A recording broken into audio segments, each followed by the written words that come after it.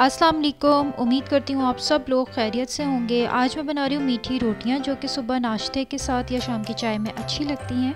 पहले हम शीरा तैयार कर लेते हैं। चीनी मैंने 2 कप लिए है और पानी आधा गिलास, और इसको मैं हल्की आंच पे उबालने रखूँगी ताकि चीनी जल्दी डिज़ोल्व हो जाए। शीरा नहीं बनाना, सिर्फ चीनी को डिज़ोल्व करना है। यहाँ मैंने मैदा लिया है 3 कप, आटा लिया है 1 कप और दोनों चीज़ों को अच्छे से छान लिया है।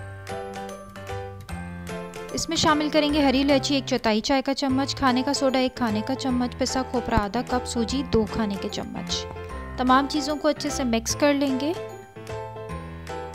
यहाँ मैंने देसी घी शामिल किया है 2 खाने का चम्मच। आप चाहें तो मक्खन या नॉर्मल घी भी शामिल कर सकते हैं इसमें।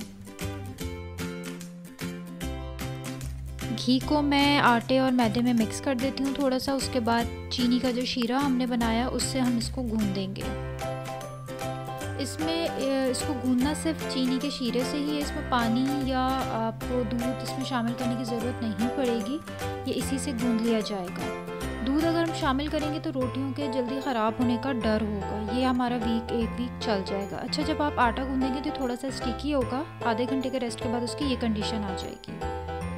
थोड़ा सा खुश्का लेके हम पेड़ा बनाएंगे और रोटी को गोल बेल लेंगे। इसमें ज़्यादा खुश्के की ज़रूरत नहीं पड़ेगी, सिर्फ थोड़ा थोड़ा सा ही चाहिए होगा।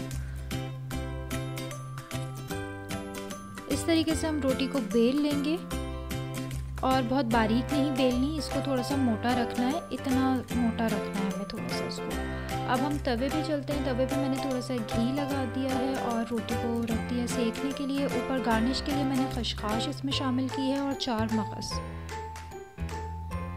आप चाहें तो इसमें पिस्ता, बादाम, पिसा हुआ खोपरा इसमें शामिल कर सकते हैं। गार्निशिंग आप अपनी पसंद के हिसाब से कर सकते हैं, जैसे आपको खाना पसंद हो।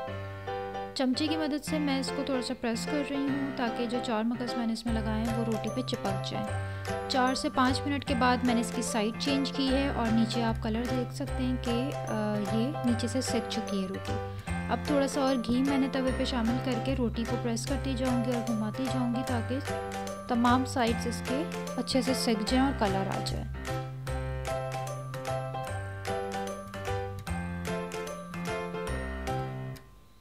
इस तरह हम चमचे की मदद से घुमाते जाएंगे और रोटी को सेकते जाएंगे। और ये देखें, दोनों साइड्स हमारी सिक चुकी हैं, कलर दोनों साइड्स पे आ चुका है अच्छा सा, और रोटी हमारी तैयार हो चुकी है। सेम प्रोसेस हम रिपीट करेंगे तमाम रोटियों के लिए। और इसी तरीके से थोड़ा मोटा इसको बेलेंगे, थोड़े थोड़े घी के साथ हम इसको सेकेंगे। अच्छा, घी थोड़ा सा ऐसा रखना कि बिल्कुल भी ड्राई ना हो रोटी और बहुत ज़्यादा घी के अंदर भी ना हो, तो थोड़ा थोड़ा सा घी हमें लगाना है। इसी तरीके से हमने खशखाश और 4 मगज़ इसमें दोबारा से अप्लाई किए हैं और इसी तरीके से चमचे से प्रेस करके उसको, जैसे 4 मगज़ निकल ना जाए तो उसको हम थोड़ा सा प्रेस करेंगे। 4 से 5 मिनट के बाद साइड चेंज करेंगे दोबारा और चमचे की मदद से सेकते जाएंगे, प्रेस करते जाएंगे, घुमाते जाएंगे ताकि हर तरफ से एक जैसा कलर आए और अच्छे से सेक जाए रोटी।